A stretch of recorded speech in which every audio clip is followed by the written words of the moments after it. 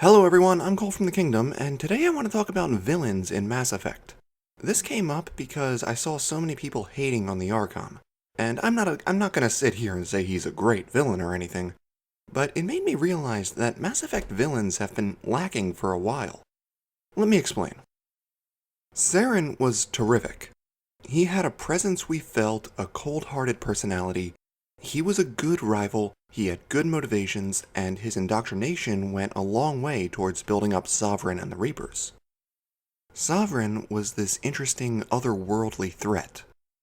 So while he still had this I'm a generic, emotionless dictator kind of vibe, he was so mysterious, and he felt like a threat so large we could barely comprehend it. And then we go into Mass Effect 2, which I think most people say was the best. Collectors were very mysterious. But mysterious was basically all there was to the Collectors. They were mindless drones working for the Reapers. There was no personality there, which isn't a bad thing. Mindless drones following orders can make for good villains, especially if they have this detached, otherworldly vibe like the Collectors.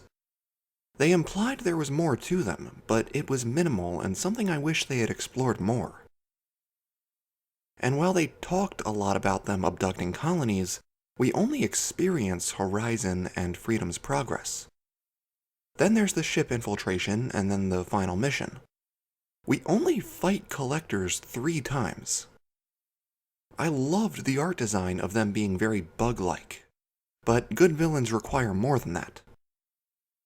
The meat of Mass Effect 2 is building your team and gaining their loyalty, which is awesome, but the main villains are lacking. They could have done more with the Collectors, and they really should have because they are an awesome concept. They allude to the weird dealings they've had in the books, and that stuff honestly sounds more interesting than what we got in the game.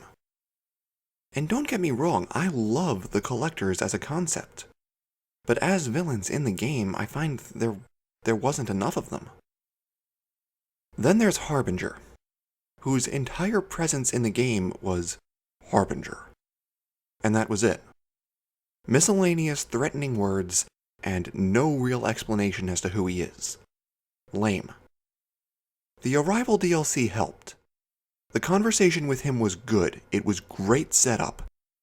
But, in Mass Effect 3, for some bizarre, unfathomable reason, they chose to make the Elusive Man the main antagonist instead of Harbinger.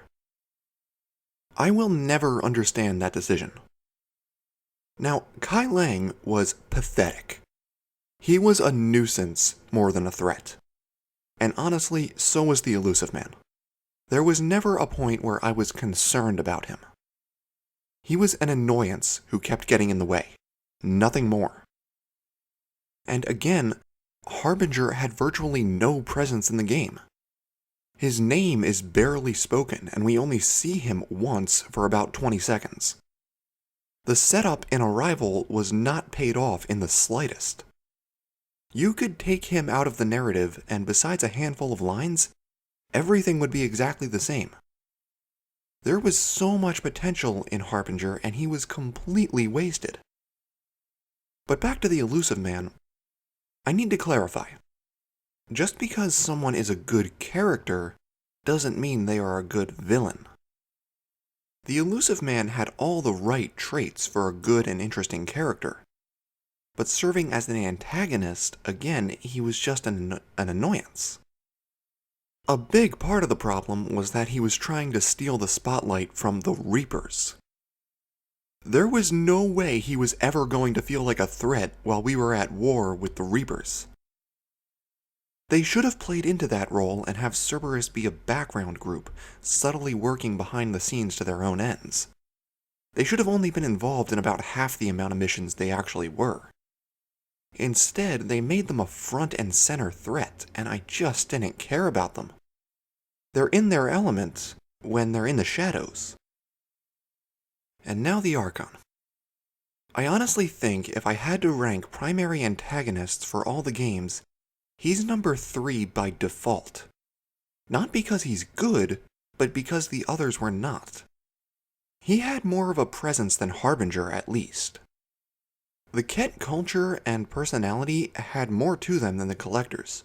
Again, I get the collectors were mindless drones and that was part of their design, but I've heard a lot of people say they didn't like the kett because they were emotionless.